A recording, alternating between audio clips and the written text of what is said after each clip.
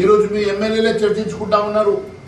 ముఖ్యమంత్రిని హైకమాండ్ విస్మరిస్తుందని, ముఖ్యమంత్రిని హైకమాండ్ పట్టించుకోవడం లేదని, ముఖ్యమంత్రిని ఖచ్చితంగా త్వరలో మారుస్తారని చెప్పేసి మీ ఎమ్మెల్యేలు మాట్లాడుకుంటున్న మాట వాస్తవం కాదా? ఈరోజు నేను ఒకటే అడుగుతా ఉన్నాను. నరేంద్ర మోడీ గారి మీద మాట్లాడుతూ ఉన్నారు. నరేంద్ర మోడీ గారిని దించుతా అంటున్నావు. అయ్యా రేవంత్ రెడ్డి, మీ నాయకుడు సోనియా గాంధీ వల్ల కాలేదు, రాహుల్ గాంధీ వల్ల కాలేదు, నీ వల్ల ఏమైతుంది? ఒక బచ్చా నాయకుడు నువ్వు ఎన్ని రకాలుగా రాహుల్ గాంధీ భజన చేసినా ఖచ్చితంగా నిన్ను గతంలో చెప్పినా ఈరోజు కూడా చెప్తా ఉన్నాను. డిసెంబర్ లోపల ఎన్నికలు అయిపోయిన తర్వాత నీ పదవీ గండం ఉన్నదని గతంలో చెప్పినా మళ్ళీ చెప్తా ఉన్నాను. ఈ స్థానిక ఎన్నికల తర్వాత డిసెంబర్ లోపల రేవంత్ రెడ్డి ముఖ్యమంత్రిగా దిగిపోవడం ఖాయం.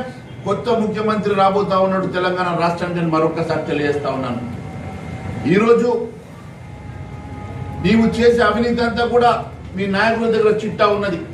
నువ్వు చేసే డ్రామాలంతా కూడా మీ నాయకులకు అర్థమైపోయింది. నువ్వు ఎన్ని రకాలుగా డ్రామాలు చేసినా నిన్ను గద్దె దించడం ఖాయం.